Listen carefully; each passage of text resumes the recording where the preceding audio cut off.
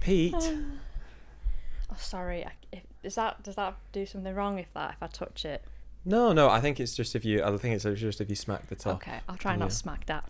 All on the floor, smack that. SM7B. Smack that. All on my cheese. This How are cheese is you? brie. This Cha-cha, cheese ain't have you free. seen that cha-cha slide, but it's like the religious one? Oh yeah, Praise that's praise right. the Lord, yeah. real smooth, something like that. Yeah, yeah. That's great. I love. On temptation, let's stop. Yeah. On the devil, let's stomp. That's it. Brilliant. I love innocent Jesus-y stuff like that. Yeah, same. I've got a lot of time for Christian rock. There's a lot of tunes I really like the one that you laugh when I sing, that one that goes like What's that? Oh, my soul revival. The road is my church. Oh, that one. Yeah, that's It's funny. that's funny. Yeah, there's loads of that kind of stuff. That's, Yeah. I mean, gospel hey, never hurt anybody.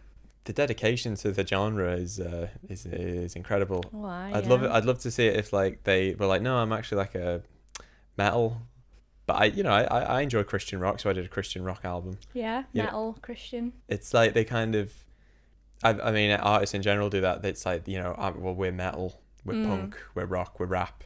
Yeah. It'd be great to see like an artist that does them all. It's like, oh, I've put out a Christian rock album. Is that, are you Christian? No, I just really enjoyed the genre. I know what you mean.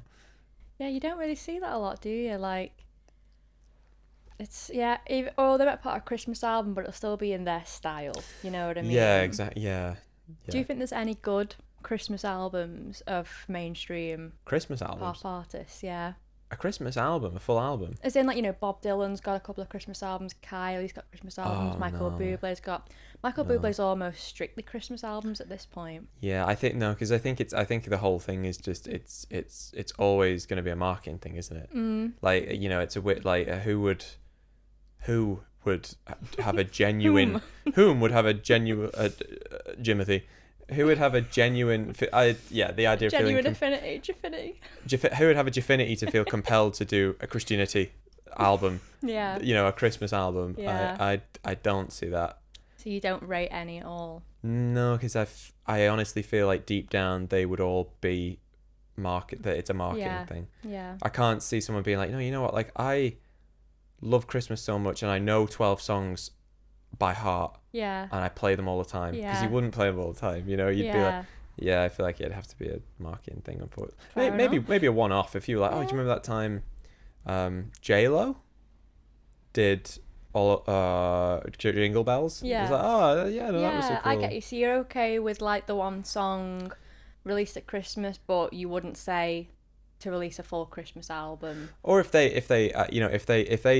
wrote a full Christmas album, I'd be all for that. Writing a Christmas original though, no one's listening to that. And if they dropped the singles all throughout the year, so they dropped one in August.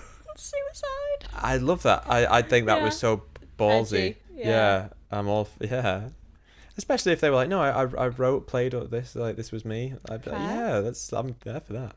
Fair enough. What about you? I love She and Him's Christmas albums.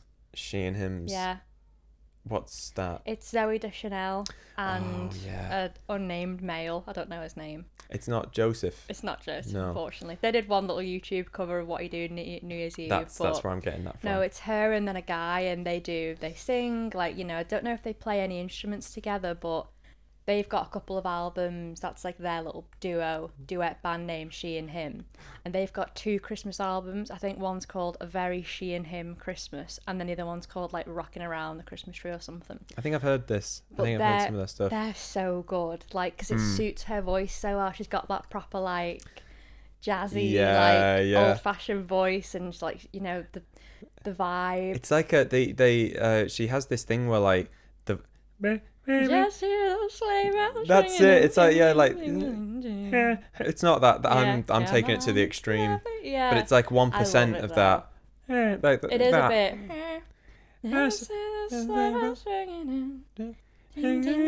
It's very quirky. What are you doing? Yeah. No, I can't do it any less. Maybe it's too early in the game. That's it. Yeah. Here comes the jackpot question. I can't quite do it, but I think SpongeBob. Squidward's Christmas album. Imagine. But yeah, I love those too. I'll whack those on every Christmas without fail because they're so jazzy and cozy, and yeah, I love the She and Him Christmas vibe. Brilliant. It's great. Yeah, I love. And then too. Mike Oldfield, I like. Oh. But it's not really a Christmas album though, so I don't know if that counts. But he's not essentially a Christmas artist. If anyone's not heard Nat King Cole. He's got an incredible Christmas album. Just a quick little snippet there. If anyone hasn't heard Mike Oldfield, it's a song called In Dulce Jubileo. Oh. It is a absolute fantastic listen. It's a great, and I didn't think it was a Christmas song, but it is because it was released at Christmas back in the 70s. Mm-hmm. It's a great song. My now that's what I call Christmas album that we had growing up. Yeah. And oh, it's epic. It's fantastic. Definitely check it out. It's a great, it's a masterpiece. Yeah. Yeah. But before you do that, we just want to have a minute to talk about Bean. Oh. Bean is our local independent coffee roaster, coffee shop. We go there every day. Literally every day of the week. We were there earlier today. It was a bit chilly today, so we both got a hot Americano to go. I've been twice today. You've been which twice is very today. naughty. I'm not supposed to do that. I'll be up all night. Yep. But we popped in today. We got our coffees. We chatted to Ollie. He's lovely. He's got a couple of gigs coming up, which is cool. Yep, he's at Albert Schloss. What was it this Friday? 3:30. If you're in the Liverpool area, go and check him out. Yeah. Because he's great. And yeah, they're just lovely. It's a lovely team. They've got a lovely story. They've got a loyalty app. It's an independent. It's like Liverpool's oldest independent coffee shop.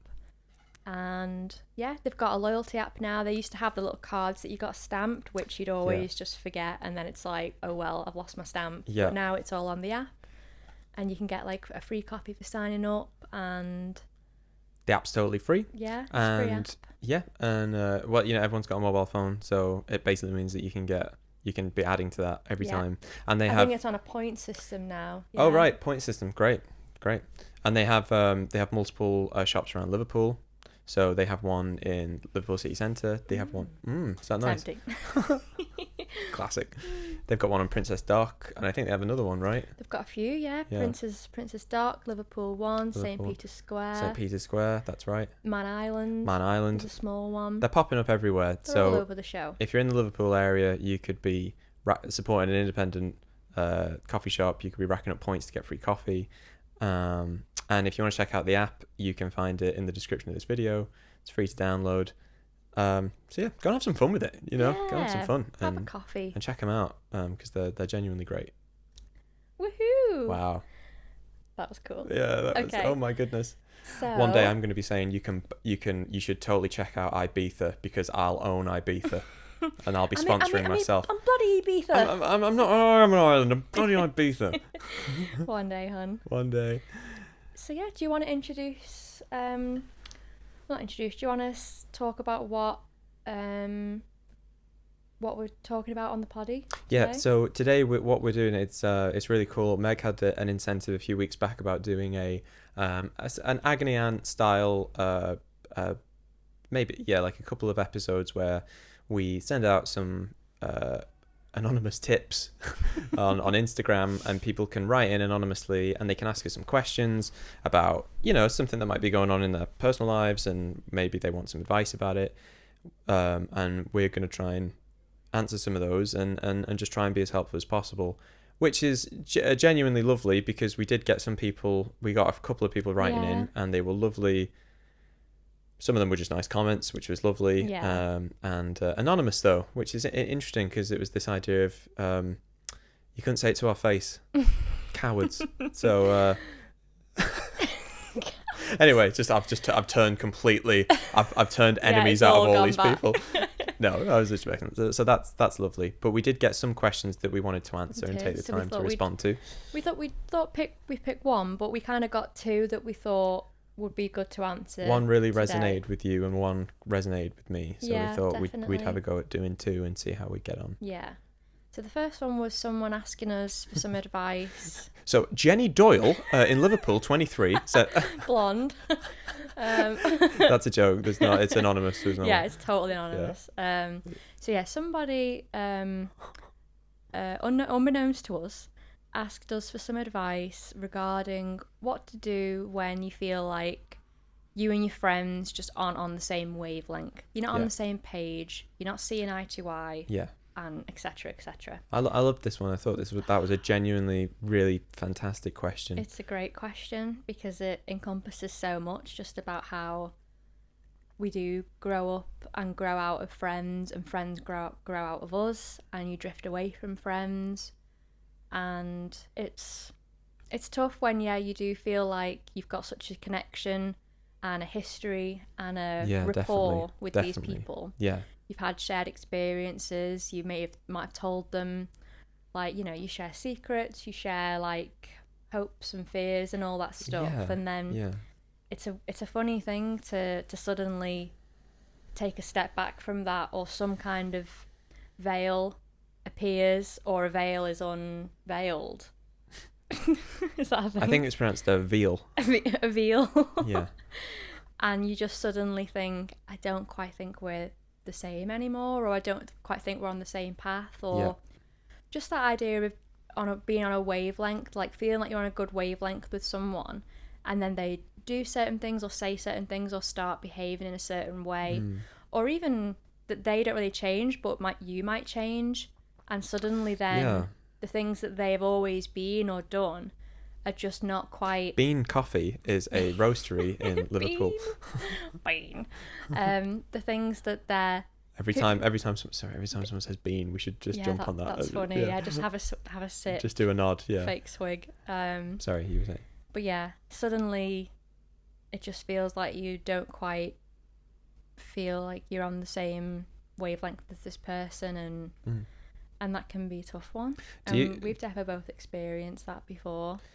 Absolutely, and it can be a quite an emotionally upsetting thing, because these are people that you were close to for so long. Do you think that it is the thing that people change, or do you think you change and you realise that maybe the friendship wasn't healthy, maybe you've seen it's like you change, you undergo an element of metamorphosis, and then you look back and you go like, wow, like, actually that was an unhealthy friendship. This isn't good. I have to remove myself from this. Or do you think it's the other way, where it's like, no, I've stayed the same, but you've. Yeah. Or is it a bit of both? I think like anything, it's a little bit of both. Or it's like if you look at you and me, for example, we're best friends, and if you looked at us a year ago or a year and a half ago today, we've changed a lot. Yeah. You know what I mean? Yeah. You've changed a lot, I've changed a lot, but we've changed like together. Definitely. Which I think is what it comes down to. We've both changed a lot. So it's not necessarily the individual change, it's whether that change then is not even reciprocated by the other person, but if that means that you stay on this path in someone's life. And I think that if you're changing and the other person's staying the same, your path is diverging and theirs is kind of just carrying on one way, but yours is starting to diverge. Yeah. Or you might be on a path and you're doing great, but then their path is diverging, and then that leads you to drift apart as well. Or it can just be both of you are changing in totally different ways, and that is not leading you on the same path anymore. But what would you do to advise someone who's come to you and said, I don't feel like we are on the same wavelength anymore? What do you do? I'd say that it's normal, first of all. I think that is just part of life, and it's not necessarily something to be fearful of or worried about, because it is just natural. You do change, and people, your friends change, you change, and that's a good thing. Like, inherently that is a good thing. Like, it obviously depends what the change is. Like, if you've got a best friend and you've been best friends for ages, and then they start to, I don't know, I'm trying to think of something really bizarre. Like, they're like, oh, I'm really into crack now. Yeah. They're like, this is my new thing. That's something that's like, well, that's changing them. in a very severe way. And then it's like you then have to either change your relationship with them and be like, well, look, I can't be around crack. You need some help. Or it's like, well, yeah, you know what, like maybe I should get on board with crack. I don't know. I'm using crack as a strong metaphor. Yeah. I just mean that's something super strong of like, you know, it's obviously a change for the worst. Yeah. So, you know, if it's extreme cases like that, it's very heartbreaking. It's very, you know, upsetting. What if it's just something a bit more subtle? What if it's more likely is that it's not crack? Yeah, and more. What if it's anything but crack? Butt crack. I'm addicted to butt cracks. Anything but crack. Sorry, did you say butt crack? Yeah. Okay, so you've got a friend. I'll say. Let me help you. I'll set this up. Sure. Two friends alone. Okay. One of them puts their hand on the other friend's leg. Bloody hell. There's chemistry. We're friends though. Is this okay? They kiss. Wow. One of them feels like that was great. Something went off inside me. I feel his passion. Yeah. The other person just felt like that was kind of weird and strange, and now they're not sure that they can go back. Whew. Well, I guess the wavelength there is like your friend is into you and you're not into them. So then, how do you go back to being just friends? That's a tough one. Well, one of the friends says, I'm sorry about that. And then they pull out a bag of crack and say, take this, you'll forget. Okay, let me give you one. Okay. So unhelpful. The person listening is just like... Unless your friend is... Like, unless your friend fancies you or offers you crack, this advice was useless. We hope that was helpful. Goodbye. Dun, dun, dun. Okay, so how about this, Mike? So you've got a friend. You've been friends for, let's say, a good 7 years. You've been pals for 7 years. You used to work together. You're still friends.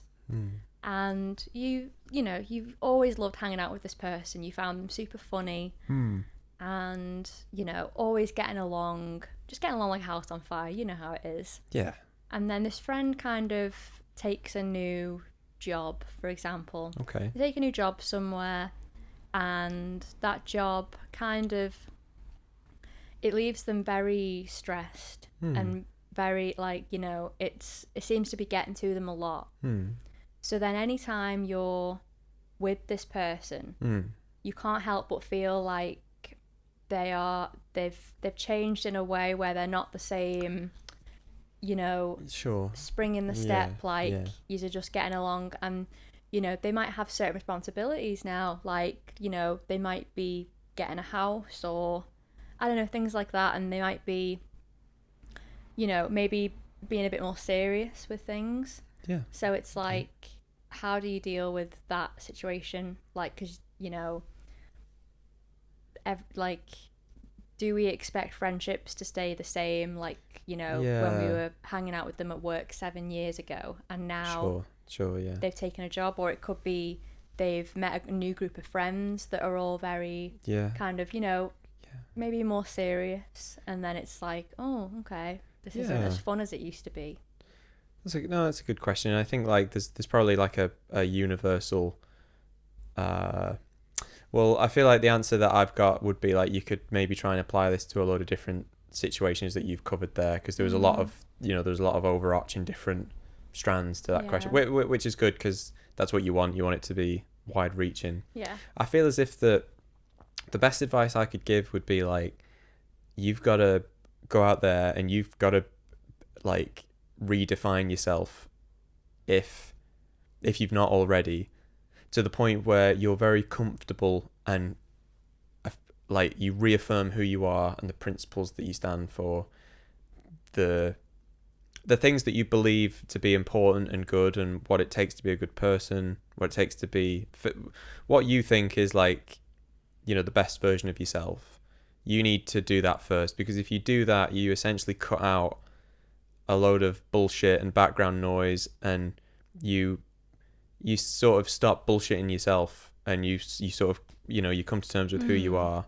Yeah. And I feel like when you do that, you break down a lot of stuff that maybe a couple of years ago, or when you were in these friendship groups, when you were having these like group habits of behavior, you break them down, you get rid of them, and you sort of become honest with yourself, and you get to look at yourself and be like, okay, so this is the kind of person I am now. Like I'm, maybe I'm like, I don't need other people to rely on. I'm confident with me. I know who I am, and I know that this is what I care about. I care about these things, whatever.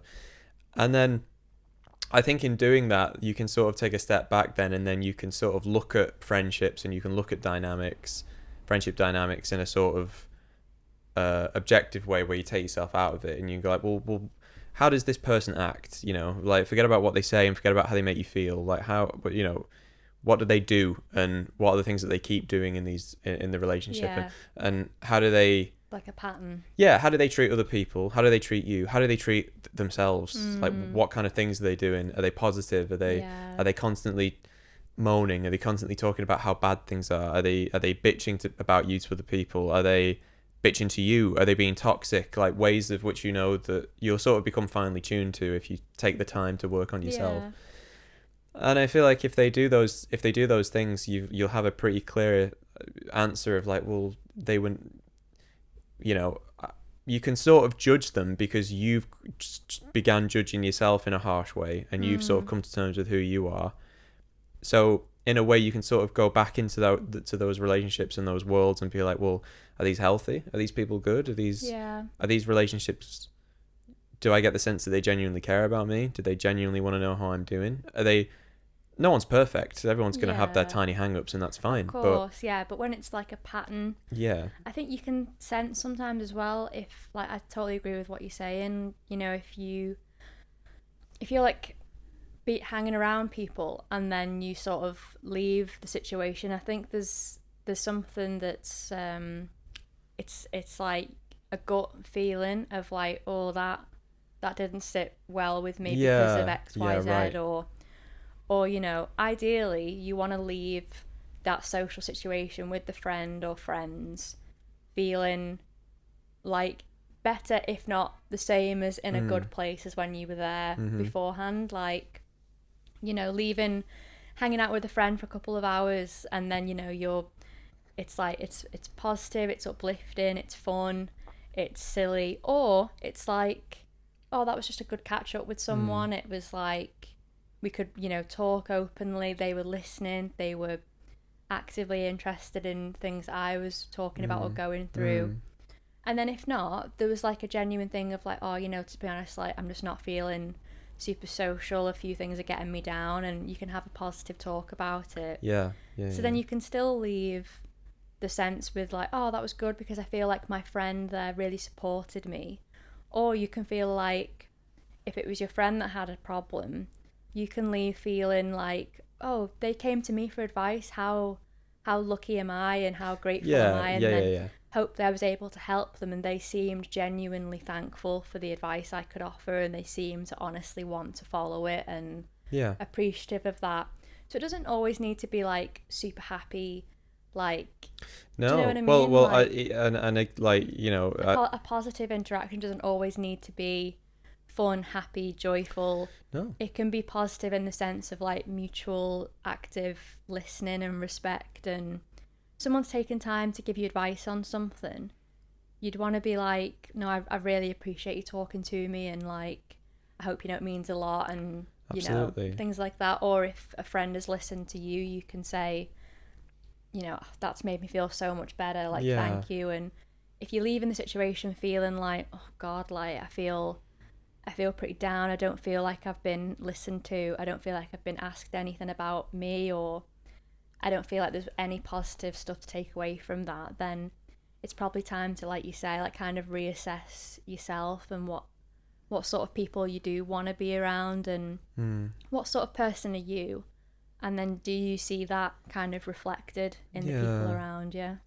And also like just what you were saying about the whole whether a good interaction doesn't always have to be happy and jolly and full of joy or whatever. It's like you can have I think one thing looks like maybe with a lot of friendships, you know, the people might not be, I'm guilty of this as well, you might not be 100% honest with how you're feeling with the person. Yeah. Because it's difficult. Conflicts are difficult. Like, the idea of like you having a friendship and you being like, well, you know, I'm going to call you out about something, or you can call me out about something, but it's under the premise of, you know, you do it in a way where you don't sort of like sit down with someone and say like, oh, well, you just start having a slanging match. It's like respect. Yeah, where you sit down and say like, look, you know, I say if you did feel this way about a friend, you were like, you know, I feel like we've been drifting. A good thing that you could do is, depending on how well you know that person or those group of people, to sit down with them and just be like, look, I feel as if something's off, something's changed. Like, do you feel this? Do you feel that? Because and then a big indicator probably will be their reaction, because if they're like, if they seem to be like, oh no, you're overreacting or blah blah blah, then that's not a really nice friend, because I think a friend would be concerned that you felt that way. Yeah, and it's always that thing of you and the friend versus the problem, and you and your partner versus the problem. Like, if you have a friendship like that, you know, that's what will come across. But I also think it's like that thing of trying to just be honest and open with yourself. And I've always found that with me, it's like intuition can be quite valuable. Like I've found that sometimes if I have a gut feeling about something, or there's the gut is so strong. Yeah, it often there'll be lots of times where I'll put myself in a situation. I'll be like, well, I have a gut feeling that this might be X, Y, Z, whatever, and then you put yourself into the situation and it's like, oh, okay, well, that was actually okay, that was fine, that wasn't as bad as I thought it was going to be. But then later on down the line, it's like, oh, well, actually, no, I realized that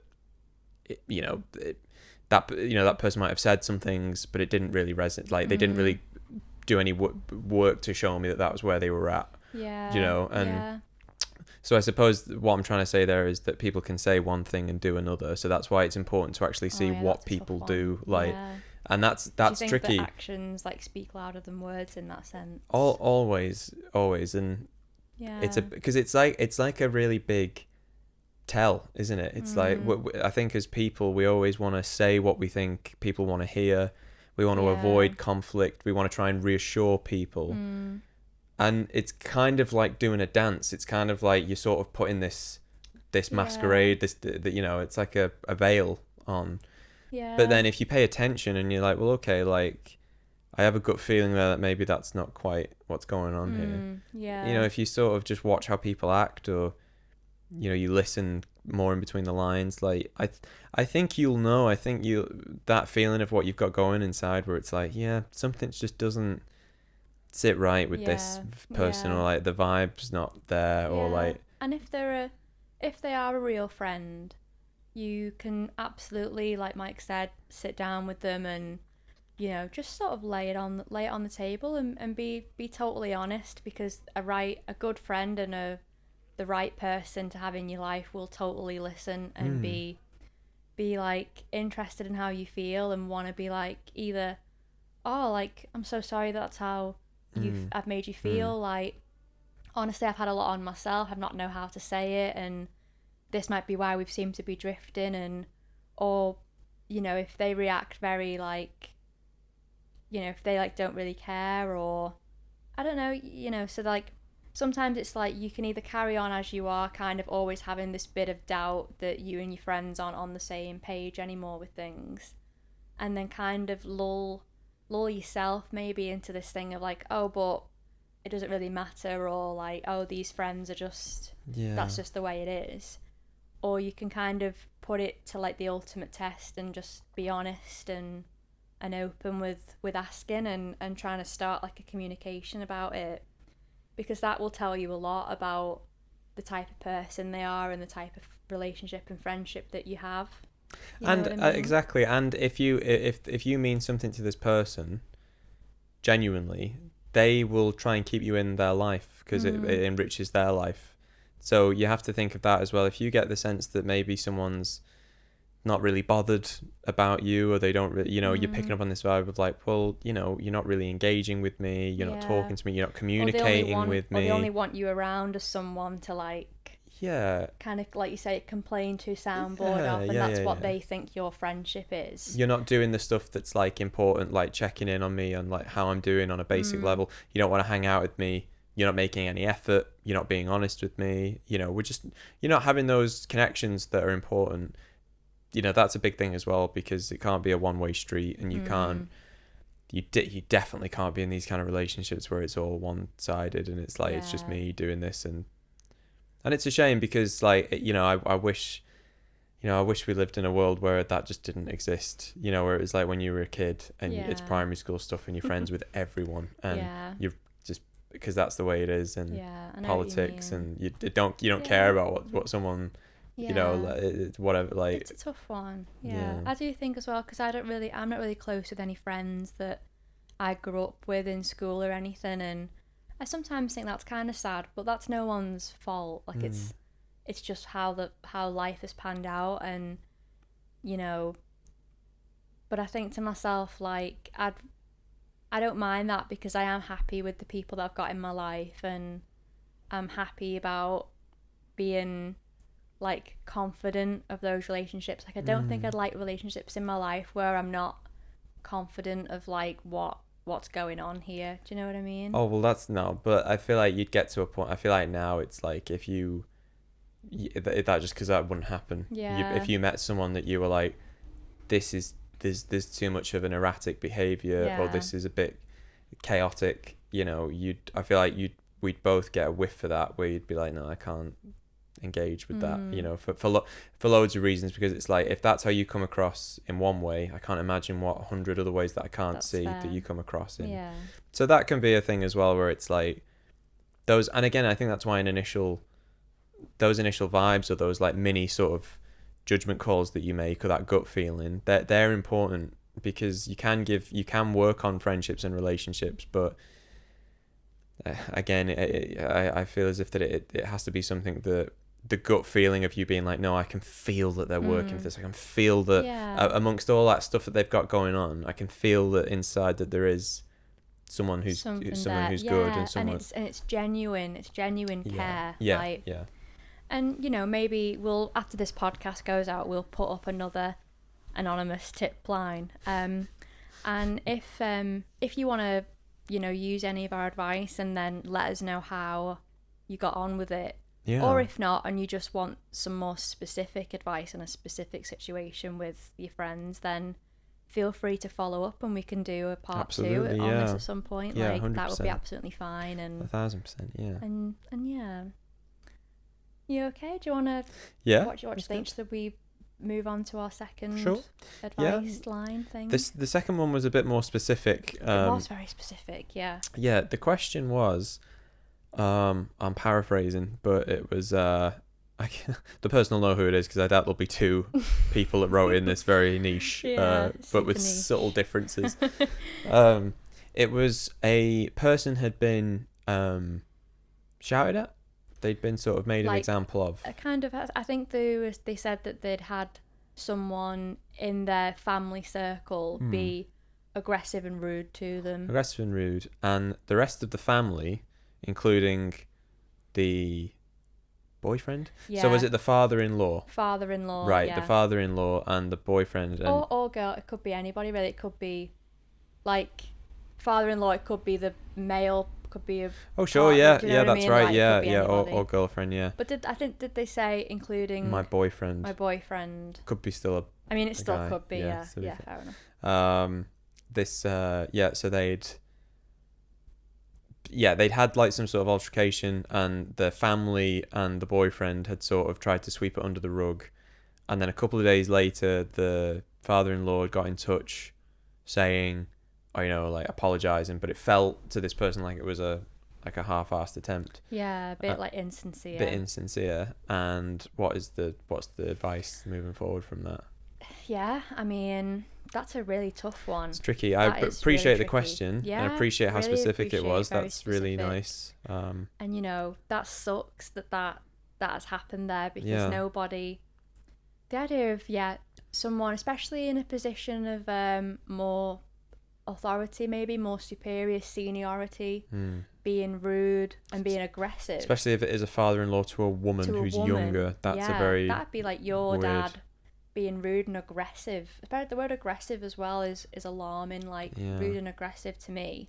And then as if that isn't bad enough, the idea of then you really not just kind of being like, oh, like, don't mind him, or like, oh, like, trying to make out like it's not a big deal, and then that my feelings are invalid. And then the idea of him apologising, but it doesn't feel sincere.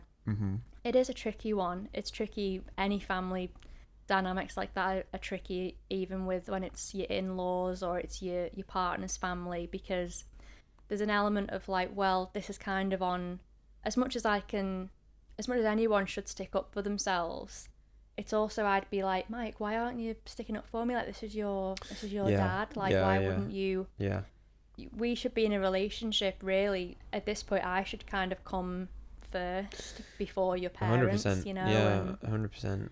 So, you know, it's a tricky one, and, you know, I'm sorry that's happened, and I don't know, I guess I would say moving forward, I'd maybe first and foremost maybe have a sit down talk with your boyfriend. That's what I would have said. Yeah. Because, you know, your parents and your partner's parents are going to behave and react in a way that's specific to them, and they are important in your life, obviously, because they're in your life. They're kind of your other family now and things like that. Yeah. But I do think that if there's not a solid thing there of backup between you and your partner, that's where the true like issues lie. I think, because if that situation had happened where the father-in-law's rude to you and your partner immediately jumps to your defense, sticks up for you, especially if there's aggression. Especially if there's aggression, like, yeah. You know, I guess there's an idea of like someone could be rude at a dinner table, and you should still really address that. But you could make the argument that it's like someone said something kind of rude, and then you kind of, you know, you are both under the pretense of like, we know that they're rude. That's how they we are. know that they're trying to jab. Don't give them the satisfaction. That's so true. But the idea of someone actually getting aggressive and being like piping up and getting confrontational about it, that really does have to start with the boyfriend. Like, you have to sort of sit down with your boyfriend and be like, you know, in what world do you think it's appropriate where it's your family and they're coming at me and they're getting aggressive, and you don't stand up and chime in and be like, hold on a minute, that's so inappropriate. Like, this is my partner.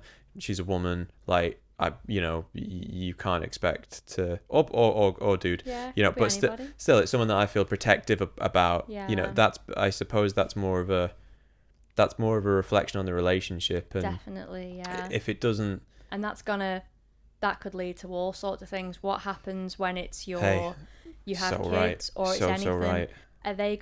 Is your boyfriend always gonna be taking the side of his family over you?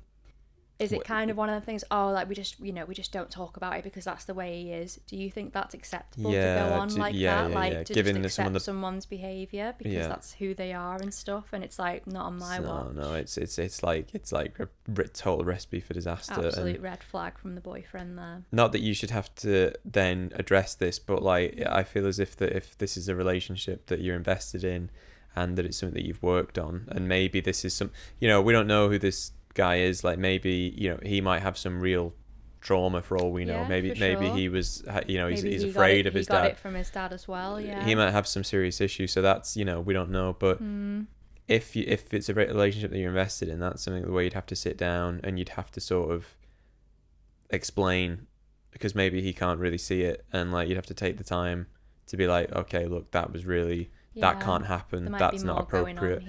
Yeah. To the point then where it's like, you should maybe have a conversation together with the end goal of you being like, we need to now sit down with your family and explain that what happened in that situation can't and shouldn't happen. And I can't imagine if he says that to you, how must he be with his son, and how must he be with the rest of the family? I feel scared for his wife, mum, or his partner. Like, I couldn't dream if you and me were sat at a dinner table with our son and his girlfriend. Yeah. And you start having a go at this poor girl. I couldn't imagine me sitting there like, I can't say it, I don't know what to say, or it's just so normalised that it's just like tolerated. This. Well, you did say that, so you had it coming. Like, that's a crazy. It's, you know, so there could be a lot going on there, but it's like, again, you might be able to gauge a reaction from your boyfriend when you bring it up.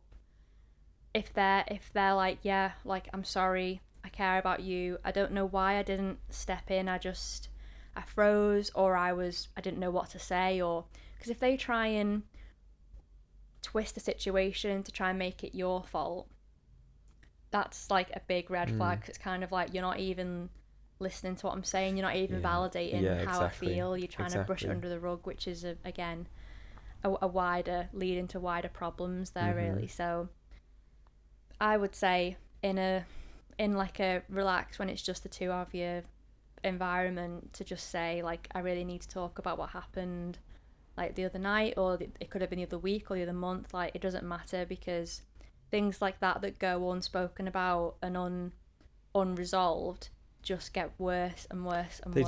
They really do, and it's something that you have to be with loads of things like that. Like, I found that I'm sure this goes for you as well, it's like the small stuff is the most important stuff, and this isn't small, this is quite big. So it's an important thing going forward, and it might feel like a quite overwhelming task, because this is like it's like confrontation. It's like, you know, making yourself vulnerable. Doesn't necessarily have to be. I always think that about confrontation. Like, if someone's upset you, or someone's done something to hurt your feelings, and you bring that to them, it's up to them if they want to turn it into a confrontation. Oh no, I agree. Sorry, I just mean like it's. But it could lead to confrontation. No, but I guess, like, in my mind, confrontation doesn't always mean that it's gonna be charged then with aggression and you know, a confrontation can be like, I'm confronting you about an issue, and then it's like, well, okay, you brought it to my attention, let's talk about it. That can be a healthy confrontation. Yeah, that's true. But I just mean, like, this, you know, it's like a threefold thing, where you have to talk to your boyfriend, you have to get through that barrier, then you have to talk to the family probably, and then you have to sort of address the dad and their attitude towards how they interact with the kid. You need to get a proper face-to-face like apology, and you know, it's one of them, like, that could just be who he is, and he could just be like that, and then it's like, okay, but if I'm like gonna be in your life, as in, I would say this to you, if I was gonna be part of your parents' life, they need to treat me with respect. And then if that isn't the case, and we can both come to this thing where it's like, look, I'm sorry about my parents, they're just this way, and you know, that sucks, but at least there can be a unified front. Yeah, definitely. For the couple. You know. Yeah, definitely. So, you know, it's you know, that's really tough though. And again, if we, you know, put another anonymous thing out and let us know anything further we could help with that, because it is a tricky one, and you know, you definitely deserve some like closure and an apology from everyone involved, really, because 100%. You know, again, it's funny that we because we don't know the context, so this person might have like been at dinner and they might have said something like this, you know, the dad might have been slaving away for this meal all day, and then this person might have sat down and been like, bloody hell, these spuds are burnt, and then it's just like the dad's gone like, oh, can you not? And then this has just been. Well, yeah. I'm not saying, obviously we're giving that's victim blaming. But no, I know what you mean. Like, there could be so much more context, but I do think though. Generally, I don't know what you could say that would make my dad turn rude and aggressive towards you. Do you know what I mean? And vice versa, vice versa. So yeah. Do you think that there is ever any world where sort of having an outburst, say it was an outburst, say like someone and you know, you've probably seen it, straw that broke the camel's back situation, where someone turns around and they really maybe, you know, they scream at you, like really raise their voice. I don't even mean like I've been like proper like, and they've clearly lost it, and they lose it for like 30 seconds, and then straight after they're remorseful. Do you think there's any? They don't hit you, they don't get aggressive or anything, but they verbally go after you. Do you think there's any world where that is an appropriate response to anything? Oh, I don't think it's appropriate whatsoever. Never, no. I don't ever think that's appropriate. Like, the only thing, unless it's in defence. Like, like if. But still though, like, if someone said something awful to me and then you just started slinging at them, I'd be like, no, like. Do you know what I mean? There's no, what is the point? Because that's what you say. It's just like a slinging match, is it? Like. Slanging match, so, like. Slinging. Yeah, where Because it's like that thing of someone, what is the point of that? Because someone's said or done something like awful, and then now we're just gonna battle it out and shout at each other, like, to what end? You know, there's not really a point. But I think that if someone is, like, say someone done under a lot of pressure, and they, you know, we've all been there when little things get to us, and then something small can happen, and that's the thing that tips you over the edge, so you kind of have an outburst. It happened to me the other day, and I was peeling spuds, right? I was peeling these spuds for poulet, and the spuds we got are quite small, and it was really hard to peel them, and I kept, like, it was taking me forever, and they were cold in my hand, so it was hurting my hand, and I kept nearly cutting myself and, like, nearly ruining my nails and everything. Oh, honey. And it was getting so frustrating to me that I ended up, like, after every few seconds, I just got so angry, and I just slammed the peeler down on the chopping board to, like, get the bits out. But really it was to, like, let a bit of aggression out. Sure. And I thought to myself, this is so silly. And I actually filmed it. It's on my phone. Because I was trying to vlog stuff, and I was like, I want to film this because this is me, not a pretty moment right now, because I'm getting frustrated at something so silly. Yeah. And I was like, just take your time, like, enjoy how lovely, like, peeling potatoes, like, that's so nice. I'm preparing a meal. But it was annoying me so much, and this silly thing where I was just slamming the thing down, like, and it just kind of feels like my temper was it was like bubbling. Do you know what I mean? With subtle frustration with it, and then letting it out by, like, hitting the peeler down, because it is embarrassing, really, like. Not that I'd ever do that to a person. No. Or I think those little ways in which, like, like those little things that you do where it's just like, you're just going like, like you're taking out a little bit more aggression on the peeler.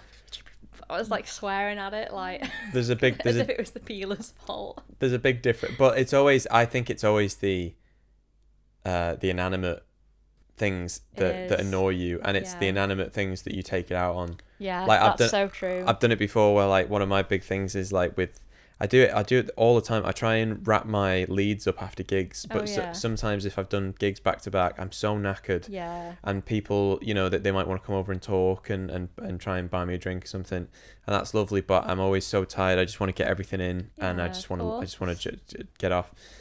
And then I'll come to the next gig where I might be running a bit late, and I pull the things out, and they're tangled, to such an extent I'll turn to face away from people, and I'll be going like like really, like, isn't it funny? It's counterintuitive, because you're making it worse. You're making it worse. But it's just because it seems like you want to just use your sheer strength to fix the situation, when actually the thing that fixes a situation is taking a deep breath and patience and slowness. You can. I'm getting faster to that. With the peeling. If I'd have just been a bit slower. Yeah. And not tried to rush this thing, like, it probably would have been fine. But there is something euphoric about. There is a slight dopamine release when I let it go, and I'm just like really pulling. You something gets released in your way. You're like, this is great, which is kind of worrying, because you think about, like, maybe that to me sounds like the precursor to a situation where this aggression was building and building and building, and then something happened where I just took it out on and it's like, oh, it felt great, but then you've just done something terrible. I do think you're right, though, when it's in small things like that, because I never feel that with people or anything like that. I never feel annoyed or frustrated to that point with people. It's always inanimate objects, isn't it? Like when you stub your toe, and you just like, or you stand on something that you've left lying about, and you're just like, or you pull something, and you always know it was going to happen, but you do it anyway, and then it happens, then you're like, that's a good point. I don't really have it with people either. No. I don't really feel a sense of. No. It's always usually inanimate objects. I think. And if I ever do have it with people, I always feel like that is something that's like, that's not good. Like if a perfect stranger does something unbeknownst to them that frustrates you, like if you're driving, and this is a whole other episode, but when people are driving and someone does something. They might just be not knowing where they're going, so they're like not using best signalling or things like that. And I'm always, if I catch myself being annoyed, I'm like, I have to really nip that in the bud, because I hate anything like road rage and, you know, like people being in a rush to get places. It's such an unappealing attribute when people are shouting and rushing and I agree. I'm like, oh my god, it's like, I think it is a bit embarrassing, but it's also like, if you're behind the wheel, you cannot have this energy of like, oh, you're in a rush and people are getting on your nerves and you're shouting and it's this and it's. I think it's horrible. Do you think that there's something in it though, where it's like, I agree, like when it's little things like you know, letting someone in a lane, for example, or something, or someone's just waiting to take a, you know, they might be at a junction and they're just waiting, and people are, you know, oh go, or like, you know, that I think is a big red flag. It's huge red flag. I do think there is something though in. I remember once I was with my dad and we were going around a roundabout and we were pulling out. We were going round the roundabout and a person who was waiting there at the junction pulled out on you, but didn't even look, like stopped and then went ahead and we had to go on the brakes. That's different. If someone causes a potential hazard or a crash, then absolutely you go on the horn and it needs that's different. I don't think that'd be considered road rage. I think road rage is when it's like, it's silliness. Do you know what I mean? Like, because getting upset over someone actually nearly causing an accident is more than fair. Oh yeah, no, it's no, I it's agree. when it's little like microaggressions of someone, just maybe taking a second too long, or just anything where it's like, oh come on, and it's like, why are you in such a rush? You're literally in the fastest vehicle you could possibly be in right now, legally on this road, and you're annoyed that like you've wasted 2 seconds. Or when someone zooms past you to like get in the lane when you're merging, I'm just like, what did you achieve by that? It's but there's a lot, but but again, it's like any display, I think, of someone losing their cool. It's we talk about this a bit, don't we? It really does make me feel like really it's tough, like, because I do feel bad, because I'm wondering what else is going on back there. But led them to that, but then also it's like it is, because it's like it's like, look, like, you know, it's 2024. We're supposed to be this, you know, we're supposed to be like, oh, you know, we're civilized people, and you see people, you know, we in the street the other day, do you remember that? Arguing in the street is awful, isn't it? Arguing in the street, people just love the sound of their own voice when they're shouting in the street. I would just think that in any situation where you, even in little things, like in tiny disputes or in tiny little things where you can feel aggression bubbling, or you can feel frustration, or, you know, that adrenaline kick in, you really have to just try and take a breath and just take a step back, because it's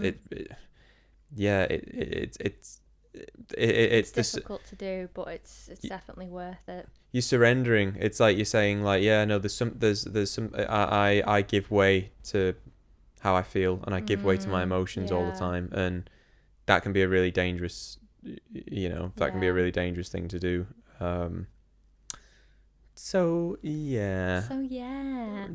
hope that was helpful. We do hope they were helpful, and thank you for getting in touch with us with the advice. Of course, it was really nice. It's a really nice feeling that people have actual genuine things there that we could potentially provide a small amount of help or advice, or just someone's opinion. You know, when you've got a problem and then you tell someone and then they're like, oh, that's no biggie, you can be like, oh, cool. But then if you've got a problem and you're like, oh, I don't know if it's a big deal, and someone's like, yeah, bloody hell, that's serious, you can be like, yeah, I thought so too. You know, it's like validating, and so, you know, but feel free to get in touch again, and we can do part 2s. 100%. Yeah, that'd be good. That'd be great. Direct message us directly, and we obviously wouldn't share any of your personal stuff on the podcast, but if you do want to get in touch with us, we are always here. Absolutely. Yeah, so, thanks for your questions, guys. And we're always around if you need to chat or have a little talk. We're always around. Yeah, for sure. So thanks very much. Have a lovely rest of your week, and enjoy the rest of your week. Bye-bye. Bye. See you guys. Bum, bum, bum. Dun, dun.